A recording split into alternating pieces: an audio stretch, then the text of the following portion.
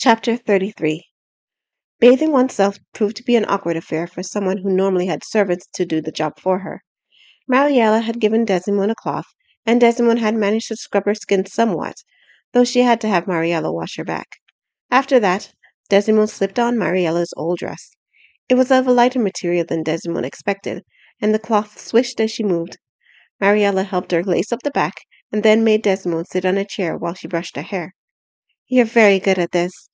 Desimone closed her eyes as the brush grazed her scalp. "You're as good as Maria." "I've had practice." Desimone peeked at her out of the corner of her eye. "Back in the kingdom you were born in?" Mariella fell silent a moment while continuing to brush. "Let the past stay there, your highness." "Very well," Desimone said. "I think, however, I will plait your hair in one of my favorite styles." Mariella retreated to the chest and removed a green ribbon. For the next few moments, Mariella braided Desimone's hair, though Desimone couldn't see the style. She'd have to wait until she returned to the castle. "There." Mariella stepped back. "Oh, you look charming. I always thought it was a shame everyone here hides their hair under a veil. Come look."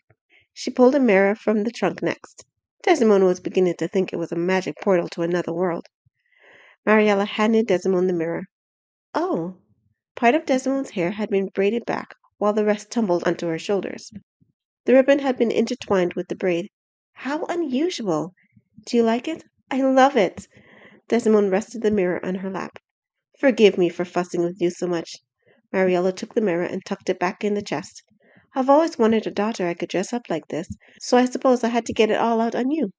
"I don't mind at all." Desimone stood and twirled, causing the dress to fly out around her legs. "It's fun to dress in something which doesn't weigh me down. I never realized how heavy my royal clothes were." Mariella smiled at her, and Desimone returned it. "Can't imagine why she has such an obsession with washing." Sevrin's voice drifted in from outside. "Every week it's the same thing." "I haven't the foggiest," came Timron's voice. "Been this way since I met her." "She's your wife." "Doesn't mean I understand her." The door opened and Timron stepped in. "When you marry, son, you'll find that some things you do because it makes him happy." "Sounds like a bother to me." Sevrin walked in, running his hands through his hair. He halted when his eyes landed on Desimone. Desimone's eyes zoomed in on his hair.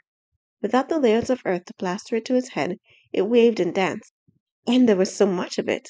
She burst into laughter. Everyone in the cottage turned to look at her. I'm sorry. I shouldn't laugh, but..." Desimone dissolved into laughter again. "Your hair, Sevrin, it's so fluffy." "Fluffy?" Sevrin pulled the front of his hair down so he could see it. "I suppose." "Do forgive me," Desimone said, still laughing. "I'm being quite rude, but it surprised me. When you walked in, I had a momentary vision of a giant reaching down, plucking you from the earth, and blowing on your head, while tufts of hair flew off like dandelion fluff." She burst into barely contained giggles. It struck me as funny. Sevrin and his family glanced at each other in the silence. Sevrin ran his hands through his hair again and chuckled. He chuckled long and hard. "Father was telling me I need a haircut." "Oh, please don't," Desimone said, finally getting a hold of herself. "I like it." Sevrin fingered his hair as his face flushed red. "Mariella?" Timron examined Desimone up and down. "Is this your old dress?" "It is. It suits her, doesn't it?" "It does." Timron gave her a small smile. "You look like my darling did when I first met her, your highness." Desimone swayed back and forth, the dress swishing about her. "Seeing as though you married her, I'll take it as a compliment." "It's the highest compliment I can make." Timron kissed Mariella's cheek. "Oh, you sweet man." Mariella patted his cheek. "What happened to your own clothes, princess?" Severin's eyes roved over the dress from top to bottom. "I washed them," Mariella smirked. "They won't be dry until tomorrow." "Ah, so that's what you were scheming last night," Sevrin said.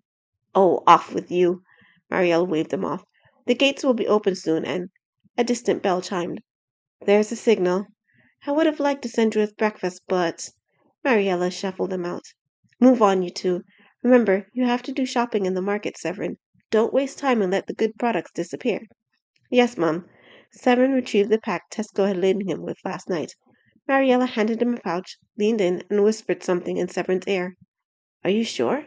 Sevrin shouldered his pack. Mariella nodded. "We'll make up for it before long. Go on now, hurry." "Thanks, Mum." Sevrin kissed her cheek. He led Desimone across the field to the city gate. Though they had walked this path the night before, Darkness had obscured the landscape. In the brightening sun, Desimone saw the city wall rise up to the sky to her right, and the trees of the forest tower to the sky a fair way to her left. Birds wheeled overhead, while bees buzzed about her. Grasshoppers jumped from one blade of grass to another, and butterflies flitted from one golden wildflower to the next. Everywhere she looked, she saw something new. The forest, Sevrin. Have you ever been inside? When Desimone turned to him, she caught him staring at her. What is it? Nothing. I'm not sure how to say this without offending you. Just say it. I think your royal robes detract from you, your highness. Severn held his hands behind his back. What do you mean? Well, a simpler look suits you. You've always been beautiful wearing your royal clothes, but now in this dress, you're breathtaking. Oh, Desmond felt her cheeks flush. Thank you, Severn. You're welcome, your highness.